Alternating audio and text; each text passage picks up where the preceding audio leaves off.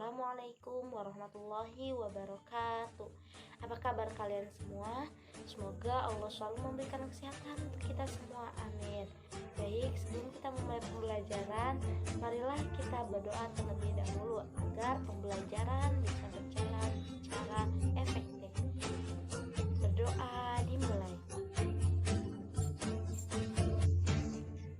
Berdoa selesai. Sebelum mulai pembelajaran, harap kepada kalian semua untuk menyiapkan buku tulis dan pulpennya, dan diharapkan kepada kalian semua untuk fokus dan memperhatikan penjelasan dari ibu. Baik, sebelum lanjut ke materi, alangkah baiknya kita mengulas kembali pembelajaran kita di minggu lalu, yang mana sebelumnya kita sempat belajar mengenai number. Apakah masih ada yang ingat? Pasti kalian masih pada ingat ya, number. Dalam bahasa Inggris, number itu sangat banyak jumlahnya, yang mana seperti kita ketahui 1, 2, 3 sampai 100 ataupun sampai 1000, bahkan sampai ratusan, ribuan, dan jutaan. Kemarin kita sudah bahas. Baik, untuk hari ini ibu akan menjelaskan mengenai subjek.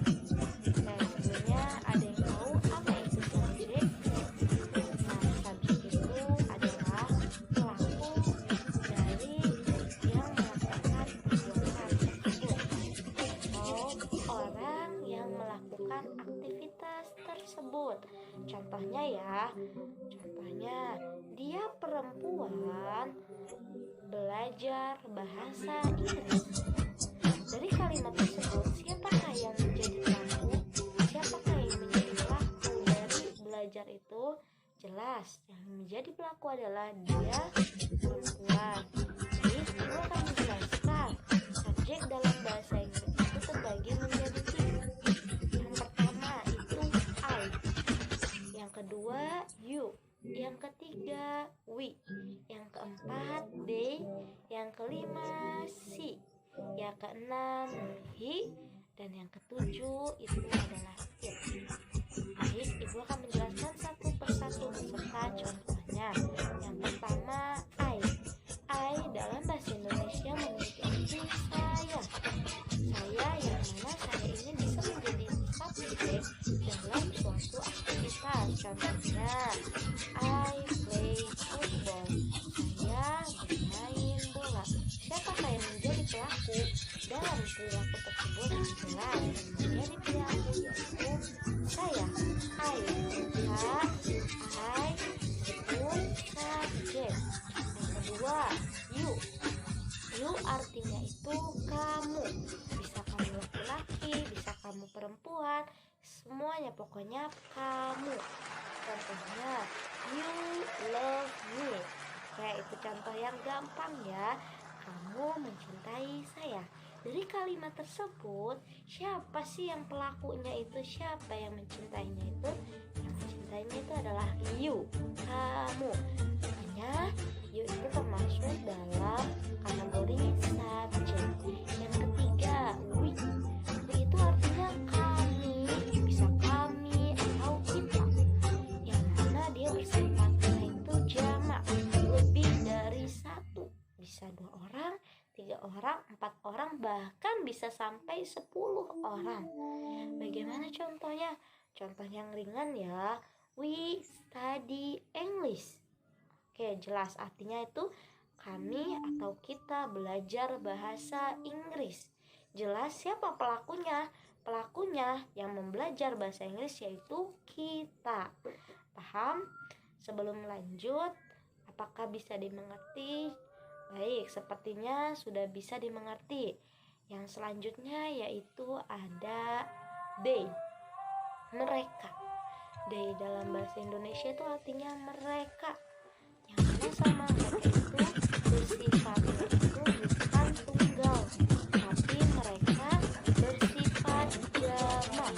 Contohnya seperti apa sih? Contohnya they cook rice. Wah, mereka memasak nasi. Sekarang kita lihat mana subjeknya.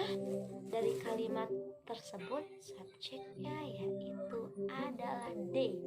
Tidak mungkin cook itu bisa menjadi subjek karena cook itu bukan pelakunya, tapi yang menjadi pelakunya itu adalah mereka.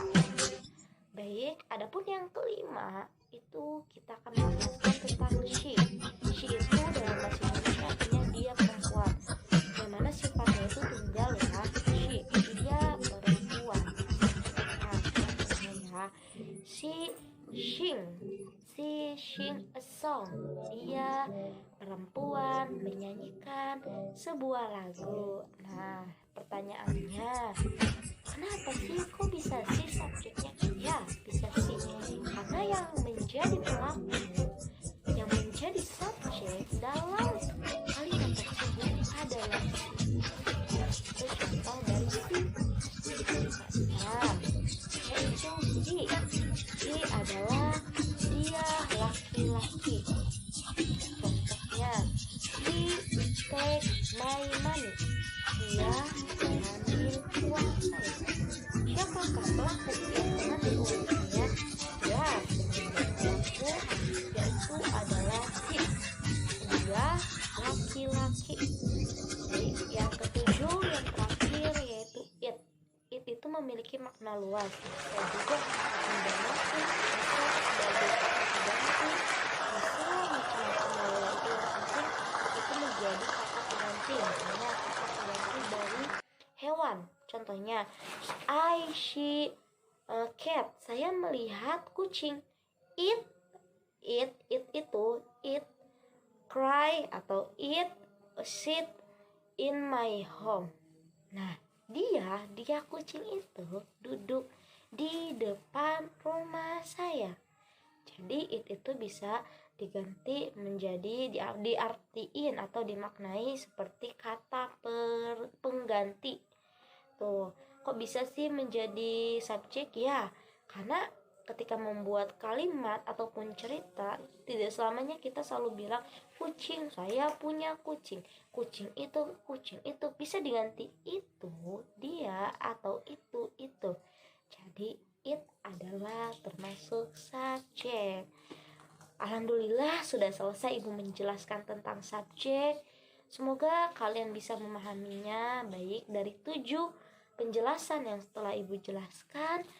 Jika ada yang tidak dimengerti oleh kalian atau sulit untuk dipahami, silahkan untuk kalian untuk menanyakan langsung kepada Ibu, bisa melalui chat personal, yang mana akan mempermudah kalian untuk memahami penjelasan yang Ibu jelaskan. Baik, ada penjelasan. Mungkin Ibu kira sudah cukup sekian pembelajaran dari Ibu. Untuk selanjutnya yaitu ada sesi absen. Silahkan setelah pembelajaran ini kalian mengisikan absen melalui Google Form yang nanti Ibu akan share di grup.